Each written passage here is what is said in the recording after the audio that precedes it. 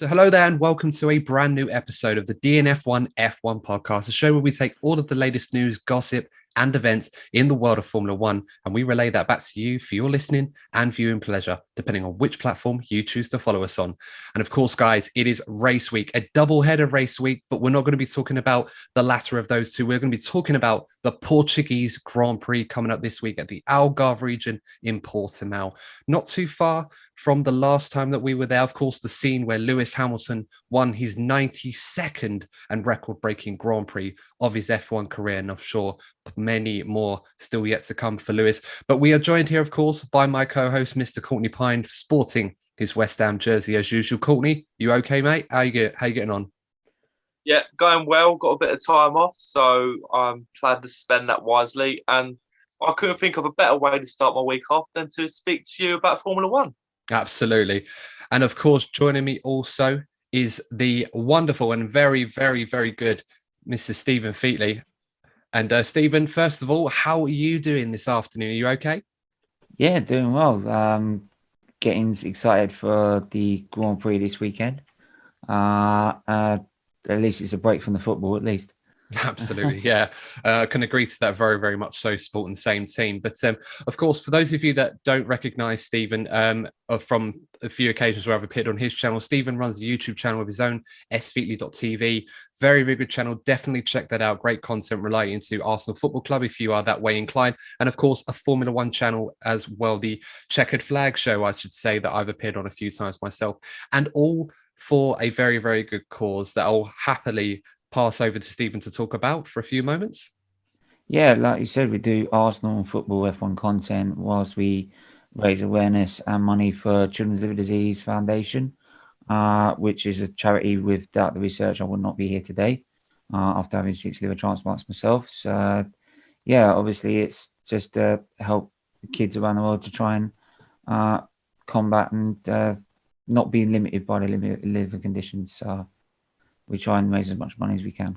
Absolutely. Fantastic stuff. And a great inspiration to us all. And of course, Steven's dedication is absolutely ironclad. And I can testify to that. Steven, I remember recording a live stream with you actually when you were in the hospital receiving treatment. So definitely one that will always make sure he puts content out no matter the circumstances. So no, fair play to you. But of course, if you are interested in supporting Steven and the Children's Liver Disease Foundation, the links to his channel and of course the links to his Just Giving page will be in the description. So if you can, please give as generously as you can. Thank you very much. Yes, we are 35 away from 1,000 as well.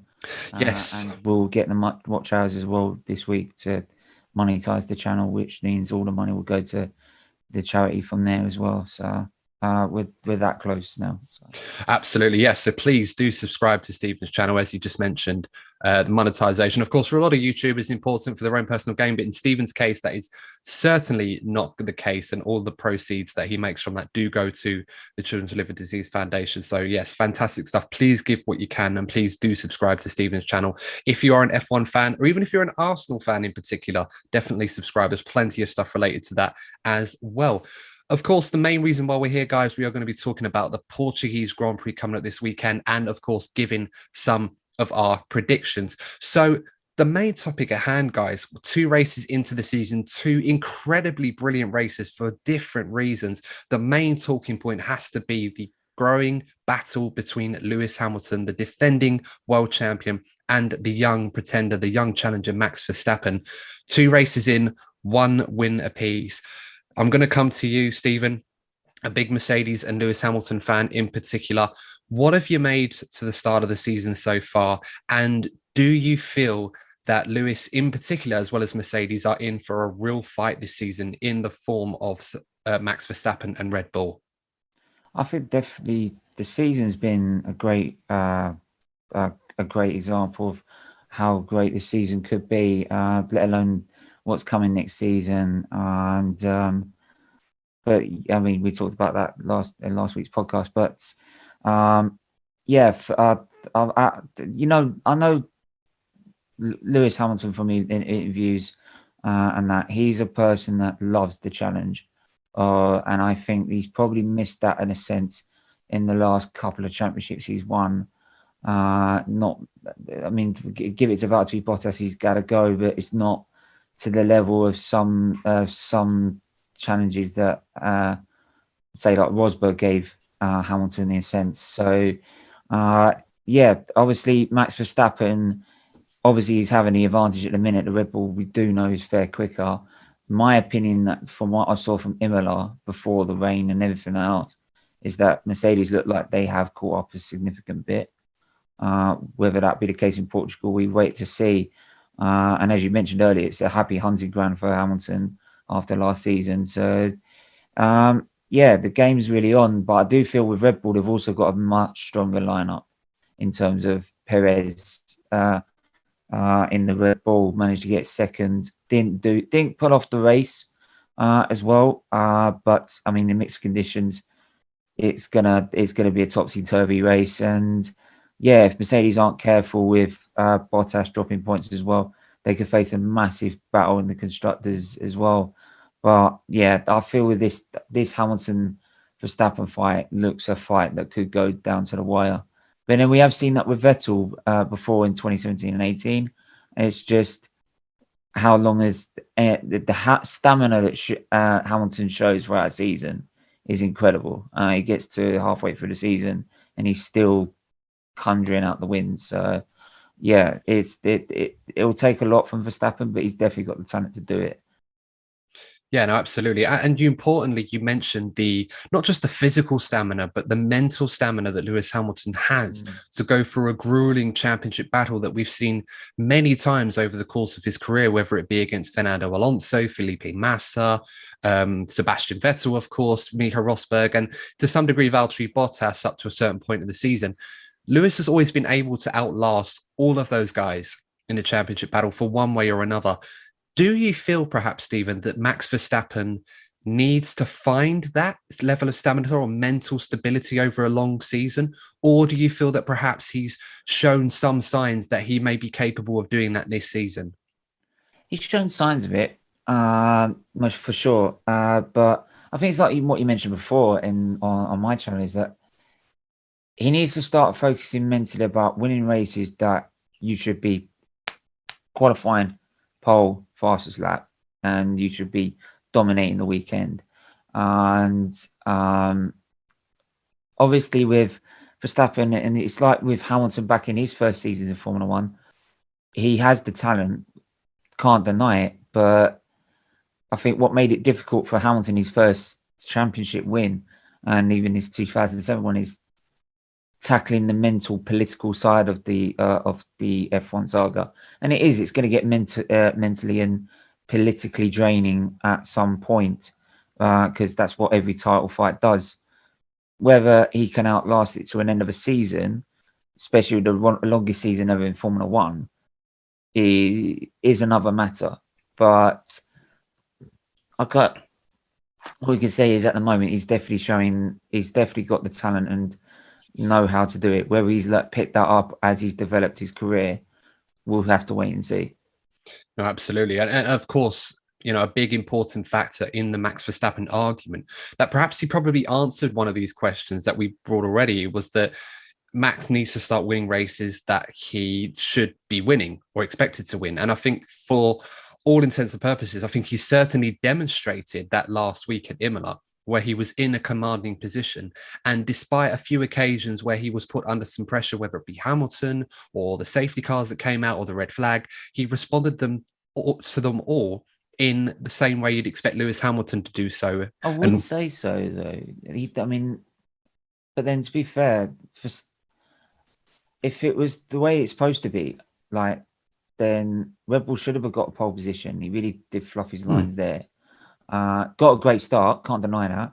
I was hoping the turn one was a little bit more. He turned the angle and turned into Hamilton, but no. But it was that. It's just the way it is on the wet surface. But despite Hamilton losing that little bit of end plate on the bottom of his front wing, he was still keeping up with him and actually started reeling him in, which again shows the tyre management Hamilton's got over Verstappen and certain other bits of the trade that he's picked up. So if Mercedes are falling behind and he still managed to catch Verstappen at a vast rate of knots, despite some damage, then I think even with the red flag, I mean, you had the red flag. If he had not had that accident at the hairpin, he would have replaced that front wing for the second half of that, or whatever was left of that race, and really put Verstappen under serious pressure. Serious pressure. And who knows, maybe he might have been able to snatch the lead back, but it would definitely been a title, definitely a fight we want to see to the end. But again, an uncharacteristic mistake. But maybe that's maybe that's Hamilton already starting to feel some pressure, but we don't know. Yeah, no, it's a really interesting point, and I think we can put that down to Lewis. I think there's no denying that Lewis Hamilton is the rainmaster in this current crop of Formula One all time. That's another debate, but and that probably was a factor when racing against Max Verstappen, who is also a very, very good driver in the web, perhaps not on Lewis's level, but still a very good one nonetheless. Courtney, I'm going to bring you into this discussion as well now. Stephen raised a very good point. Lewis Hamilton making a very uncharacteristic error when he overtook George Russell to lap him, put himself on a damp part of the circuit on the dry tyres, and then going off, of course, at the hairpin, almost jeopardizing his race to the point where he was unrecoverable. Then, of course, followed that fight back to the second place. Impressively done. Would you George Russell? Sorry, do you think that's George no? Russell Well, I want your seat next season. I think he did. I think he very much did that with Valtteri Bottas, especially afterwards when Valtteri. I just thought it was. No, I'm not letting you through because I want your seat next season to go have a trip in the wall. May well be, but of course we will get into that discussion on them too, because that is definitely one worth talking about. But Courtney, yeah, as we were saying, do you agree with Stephen's earlier point that perhaps that was the first example that we've seen, perhaps in a good few years since the Rosberg saga in 2016, that Lewis Hamilton might already be feeling some pressure by this reinvented, if you like, Max Verstappen in a much more competitive car? I mean, it could be an early sign of it, but as a Lewis Hamilton fan, I'm not too worried about it just yet. Something that has been noticed about the damage to the front wing to Lewis's car at the start is that they reckon that could have cost him 0.6 of a second a lap. Now, from a Mercedes perspective, that's very encouraging going into future races. Probably not as encouraging for Formula One fans in general. But it seems like I feel like I'm repeating myself sometimes, but it seems that Mercedes are learning about this car very quickly. And I personally feel that going into this race, I personally have Mercedes as favourites because the trajectory they're going with the development of the car and learning about it, it does seem that Mercedes are slowly but surely starting to get the edge over Red Bull. Yeah, and it very well could be. And let's not forget, we had this in Bahrain after Lewis had won that race. Dr. Helmut Marko came out and said that the diff issues that Max was having and the engine issues that Max was having with the Honda power unit could costed him around 3 or 4 tenths of a second a lap. And of course, not to say that this is in the same breath, but when you hear stuff like that, it does make you think, okay, well, it would be nice to see what happens when both of them are in their cars performing 100% to their capacity and there's no damage or anything. We still don't know. And I think this is what's exciting about this championship this year in particular, is that from circuit to circuit, we're going to see different variables that really affect the pecking order, particularly between these two at the front of the field. As you said, Courtney, Mercedes look like they're learning more about their car, and they do tend to have a tendency with a car that has diva-like characteristics, as they so often refer it to as, that over time they do eventually learn better than anyone else and get into that real sweet spot that really starts to unlock that true performance that practically nobody can match. Red Bull themselves are probably aware of this. They've kind of been suckered into a development board just by virtue of the fact that if they don't, they're not going to win this championship. And they're already planning to bring a significant update package to the Portuguese Grand Prix. So we understand. They were meant to bring it in Imola. That got pushed back. So we are expecting to see it either here or in Spain. But it just kind of adds to the intrigue of the changing landscape, if you like, between Hamilton and Verstappen, as it did between Mercedes and Ferrari in 2017 and 2018 between Vettel and Hamilton, that you really don't know who's going to be on top at every race weekend. But seeing as we're doing a predictions video, I guess we're going to have a stab at it anyway. So, Stephen, I'm going to come to you first on this one. under the circumstances that we'll find at Portimao, which is probably going to be a lot different to what we got last season, where the weather won't be as cold. It'll probably be a lot easier to manage the tyres and in a operating window compared to what we had last year.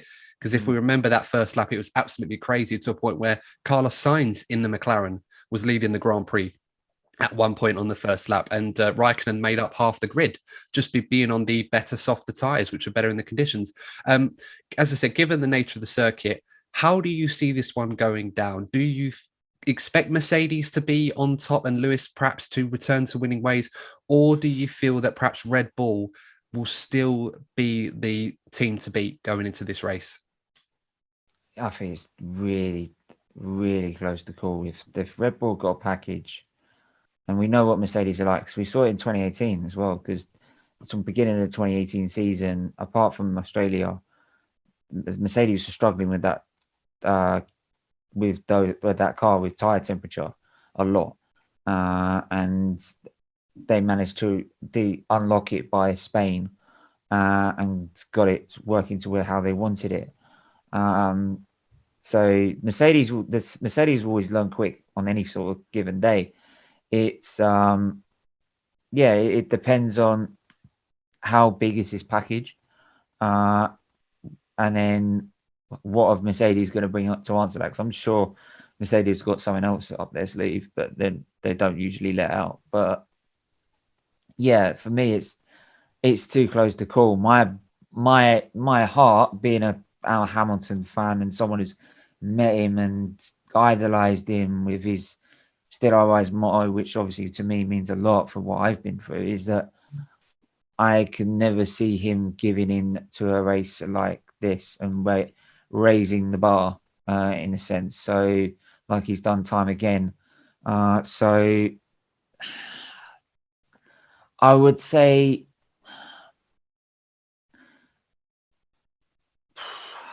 it's a tough one, isn't it? It is. I would say Verstappen might want to get qualifying back to get sort of. I think it might be that a qualifying might go to Verstappen, but I think race overall in terms of race strategy might go to Hamilton, and that's just through experience for myself. No, absolutely. I think that's a very good shout. Given last season we saw the battle between Hamilton and Bottas, ultimately decided by Lewis managing his tyres better and the strategy a lot better. Of course, one caveat. I also just say as well is that I would also say is that with as well is that, I mean, I say that because even though I want to see Hamilton get his 100th pole position, which will be this race if he does get it, which is mind-boggling. It's just this compared to 69 of Schumacher, it's just on another planet. And for me as an Hamilton fan, I want to see that. I want to see him break so many records. It's unreal. I just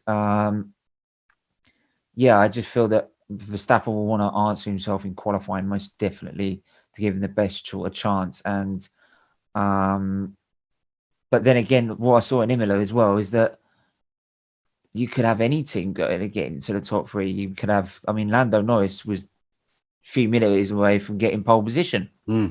So, which was unfortunate, to be honest. And I wish he did actually, because how great is that to see 5/10 of half a second?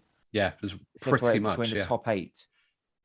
That's pretty staggering, right? And not to mention what they're going to do next year. So if that's going to be the case, it's going to be like that last year. Then hey, bring on every Grand Prix this season, right? Because it'd be nice to see some different faces up there. Maybe even someone different get pole position. Because it's nice to see Mclaren back up there. It's been glorious to see him back up there. Especially Lando Norris at the wheel. And you and I had a really good discussion on that for 2022. So, of course, if you do want to check that out, guys, check out Steven's channel on the Checker Flag Show. We had a really good discussion on the 2022 rules and why you should be excited, even though the pack are pretty much bunching up together. One caveat I was going to throw into the mix, and I'll come to Courtney on this one, is there's going to be no DAS, of course. Mercedes have lost the use of the DAS system, which, as I said, we can't quantify how much of a performance advantage that gave them over the rest of the field. But one of its key attributes was that it allowed the drivers to manage their tire temperatures. And on a track like Portimao, which was obviously uncharacteristically colder than it normally is when you go racing there in the MotoGP series, that would have been a huge advantage Mercedes would have had to use that. They haven't got that this season. So if we do get similar conditions to what we got last season, unlikely as that is, that could prove to be a stumbling block for Mercedes to have to try and deal with the same issues everybody else did last season that obviously worked so well in their favor. Courtney, I'm going to come to you on this one. A similar question I mentioned to Stephen earlier. How do you see this one going? Do you feel Mercedes will continue with their progression, as you've mentioned, and perhaps steal a march on Red Bull? Or do you feel that Red Bull will be able to continue where they left off, not just from Imola, but also Bahrain as well? Because both of their guys said that they made mistakes in qualifying and should have easily put it on the pole position or on the front row, especially Perez. But do you feel that that they should expect to be on the front row or pole position, or do you feel that perhaps Mercedes will find another way of toppling them this weekend? I'm expecting a strong weekend from Lewis. I really do believe that Mercedes is starting to turn a corner with their performance, and session by session they're getting stronger and stronger. Poles up for debate, but for the race itself, I'm expecting a strong weekend from Lewis. I reckon he could be fairly comfortable. But Max will be keeping him honest, and I think Perez will be due a strong weekend as well. I think the likes of Lewis and Perez, after scrappy weekends, will be looking to redeem themselves. So I'm expecting a strong weekend from Lewis and from Sergio. So I reckon Lewis is going to win. I think Max will be close in second, but I reckon Perez could be the last guy on that podium. No, it's a good shout. And I mean, it says a lot when a scruffy weekend for Lewis Hamilton is to make the mistakes that he made and still end up second place in the race. Yeah. It says a lot about Lewis. But yeah, I'm glad you mentioned Perez, Courtney. Let's talk briefly around the number 2 driver's role in this one. Sergio Perez, we'll go to him first of all. Rather disappointing Sunday in Imola. I think he would have been absolutely thrilled with how his Saturday went, despite the fact he was disappointed not to get his first pole position of his career. But that being said, he wasn't just the one time he'd made a mistake. There were a few occasions where he got himself into very good positions, either by virtue of driving well, qualifying, or the red flag helping him out, or safety cars. But on a few occasions, he made big mistakes. And Stephen, I'll come to you first on this one. It's very uncharacteristic driving from Sergio Perez. He was brilliant in Bahrain on the Sunday. He was equally terrible in Imola.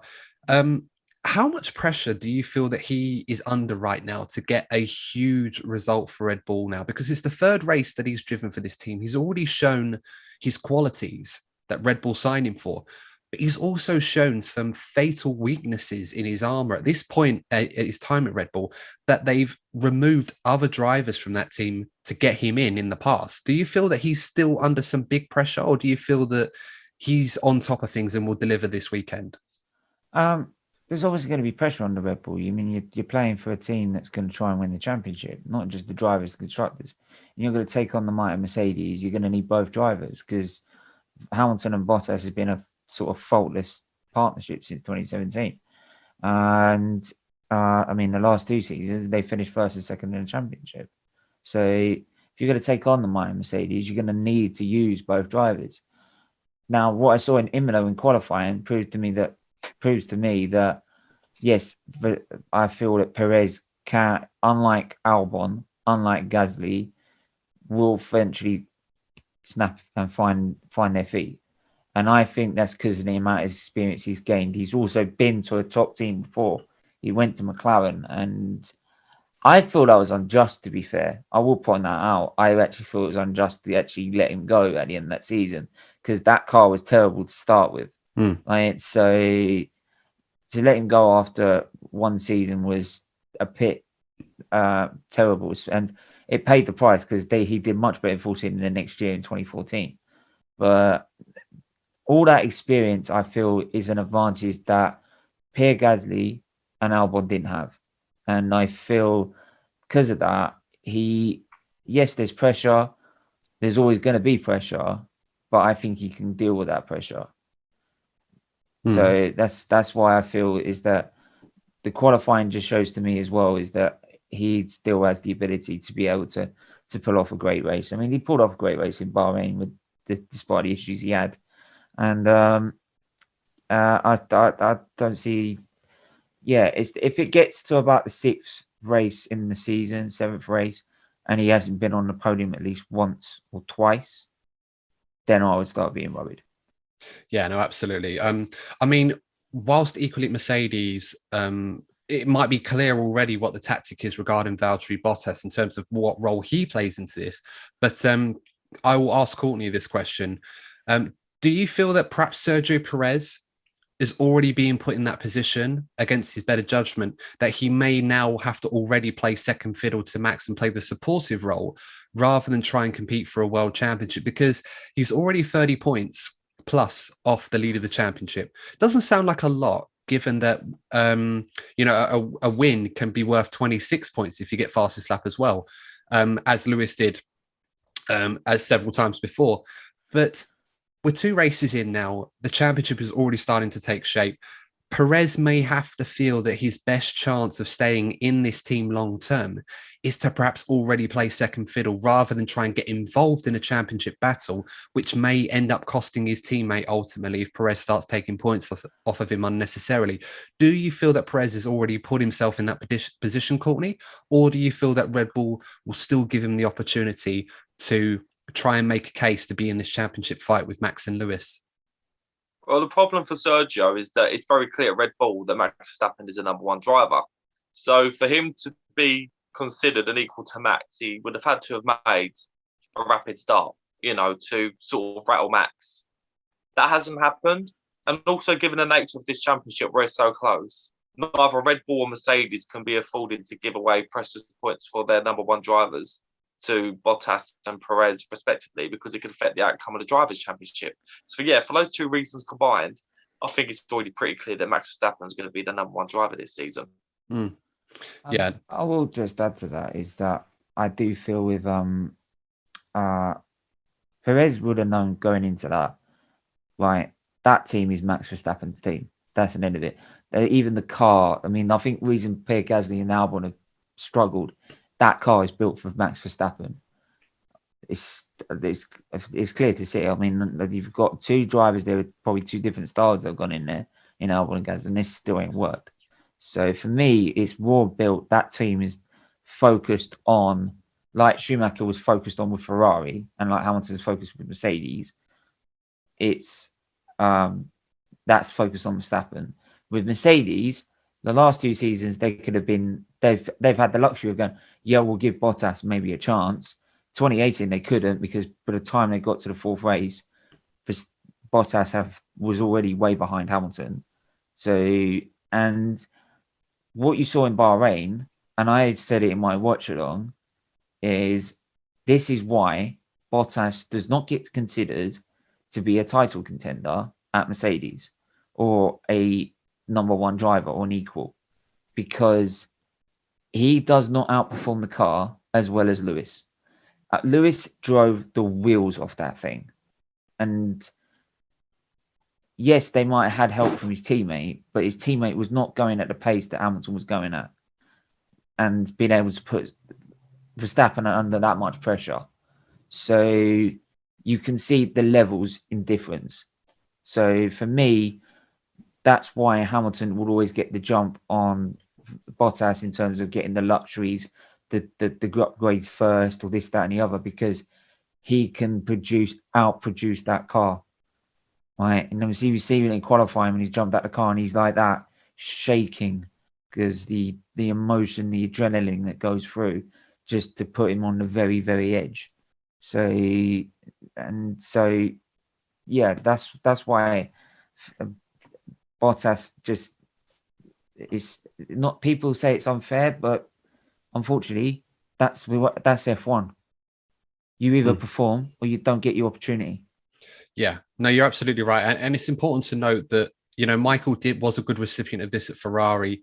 I mean, Ferrari have always been very open about how they've managed that with their teams. They've always wanted to have an outstanding number 1 driver, and then they'd also recruit a driver that was very good, but they knew would not be a threat to the number one driver and would often be subservient to that number one driver when they needed to. Ruben Barrichello very much knows a lot about that. Eddie Irvine, of course, had his moments. And Felipe Massa, let's not forget when he was Fernando Alonso's teammate, the old Fernando is faster than you, back from Germany 2010. So, it's not a bad thing in Formula One to have that. And I think sometimes teams that try to say, oh, we've got two number one drivers, you really need to try and manage that, especially if you're competing for a world championship. You can't really have that without fireworks, unless you've got the best car by some margin, like Mercedes did in 2016, where they could afford to have both of their guys battle it out like that, then fair enough. But otherwise, you kind of need to have an outline number one and an outline number two. Just keeping an eye on the time of this, of course. Let's talk about some of the other battles going on. So the battle to be the best of the rest, McLaren versus Ferrari. Now, we're already 2 races in, and it very much looks like these two teams are the outstanding candidates in this fight. And in particular, we've got Lando Norris and Charles Leclerc at the moment. Lando Norris, we'll talk about first briefly. An incredible start to the season. I said on last week's episode following the Imola GP that I was incredibly impressed with Lando. And to be honest, I didn't give him much credit last season. I didn't expect him to deliver in the way that he has done. Stephen, I'll come to you first on this one. How do you see this going between McLaren and Ferrari? Because it almost feels like we're talking about, it's amazing to talk about a battle between McLaren and Ferrari, not necessarily for third place in the championship, but this one has legs as well. And I feel like as the season goes on, we're going to see a lot more circuits where McLaren are better. We're going to see circuits where Ferrari are better. But it seems right now, the key battle between those teams is kind of dependent on Lando Norris and Charles Leclerc. How do you see it going this weekend in Portugal? Do you feel that Ferrari will finally be able to get one over McLaren this weekend? Or do you feel that McLaren still have the edge in terms of the overall car/engine package? I personally still think they have the overall edge.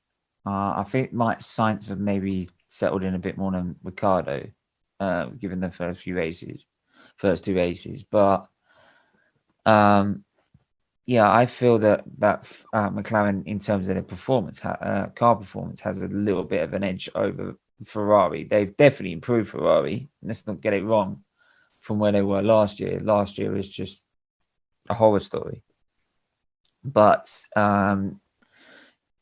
this season they're definitely. It's nice to talk about McLaren and, like you said, the McLaren Ferrari battle, but obviously it's not going to be the battle for the championship that we all used to know. But it's great to see 2 teams fight it out for. Yeah, it's third place in the championship, but that is a lot of money to talk about in Formula One terms. So, especially with budget caps that have come in, and they're coming in for 2022 and more restrictions. So, So I still feel at the minute McLaren might still have the edge.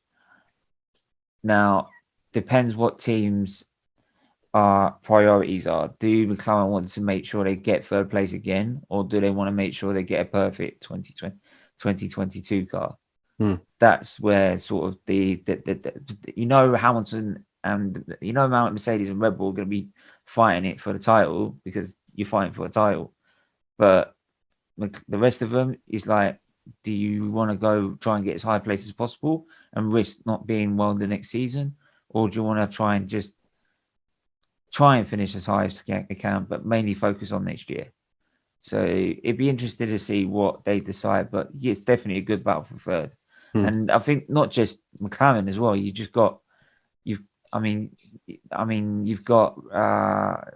Aston Martin had a great start, but that pace kind of disappeared from anywhere. And Alpine have got a decent car as well. AlphaTauri at times have been looking at a very sharp and nimble car as well. So you've got very interesting battles there that could, on anyone's day, on anyone's circuit, anyone could be above anyone. So, but obviously main protagonists for that third spot are McLaren and Ferrari. And how about you, Courtney? How do you see this going between McLaren and Ferrari this weekend? Well, at this point, it looks like Lando pretty much as the edge. Obviously, we can't ignore Charles Leclerc. I think he's an exceptionally talented driver. But at this moment, I feel that the momentum is with McLaren in terms of their overall package, and also with Lando's confidence. I mean, I've never seen him so happy in a car. So at this point, I think it's going to take a lot to beat Lando. Yeah, no, absolutely. And I agree with that one, because I think Charles Leclerc, particularly at Imola, practically drove a faultless race. I think he couldn't do any more than he did. He was just very unfortunate the way the race panned out, because he probably could have finished second place in that race if it wasn't for the red flag and what had followed afterwards, because he was kind of put in a position where his advantage was wiped out, was gobbled up by Lando on softer tyres with a powerful Mercedes engine. And then, of course, Leclerc couldn't get past him for that same reason. He just couldn't overtake him on the straight. I'm just being mindful. Sorry, Stephen. We'll just quickly say with Lando as well is that one thing I like about Lando is that he might look at that really nice, like, have a laugh sort of character, but his determination and his dedication you can't fault. I mean, I met Lando back in 2019 when I went to the British Grand Prix, and it was like an F1 experience package and stuff like that. And he's, I'll tell you what, if you do not like Lando, like, there's something wrong with you, because he is one of the most nicest people you can meet, and one of the fastest you can meet. So yeah, no, absolutely agree with you. And that's something he's added to his game this season that, I said last season, I hope that Lando not necessarily matures a bit, but is more business in the same way that Daniel Ricciardo is. When he does what Daniel does, he acts the way he does, which everyone loves. On himself and exactly. And that's a great thing. Hopefully that continues. I'm just being mindful of time, guys. I have a few minutes left, so I'm going to do some quick fire predictions from you both. So let's talk about briefly the rest of the field. Alpine, do you think they can get in amongst this battle with Ferrari and Mercedes? Courtney, Ferrari and McLaren, I should say. Courtney first. At this point, I don't think so. I reckon they're going to start putting their focus on next season. And Stephen, how about you? Nah, I think they'll focus on next season, to be honest. Fair enough. Aston Martin, Stroll, very impressive so far, doing a job for them, getting points. Do you see that continuing? And also, do you think Vettel will get championship points in Portugal? Stephen, I'll go to you first. He has to, really, because he needs to start impressing in that Aston Martin, really. And you're right. And because Otmar Zafner said he performed very well, I thought Vettel performed brilliantly well in Imola. He was just very unlucky the race panned out the way it did for him. Courtney, how do you feel on that with Vettel? Do you think he'll get points this weekend? Yeah, I reckon Vettel's due a clean weekend, and I think we're going to see it at Portimao. And the rest of the field, Williams, Alfa Romeo, Haas, do you think any of them could get in the points this weekend? And if so, who? Courtney, I'll go to you first. Yeah, I know what. If George Russell has a similar package to what he had in the last race, I think he's going to be gunning to get that point, because he needs to turn around what was an awful experience for him in Imola. So this could be the moment for George Russell to sort of turn around, like similar to how Lewis had a bad race. This could be another example of somebody turning it around, because I think George Russell really needs to start making an impact if he wants that second seat. And how about you, Stephen? Just the last 20 seconds or so. Yeah, I agree. I totally agree with him. Great. Well, guys, that's all the time we've got for. Make sure to subscribe to the channel if you enjoyed the video, and also check out Stephen's video as well. We'll put the link in the contents. But until then, take care, and we'll see you in the next episode.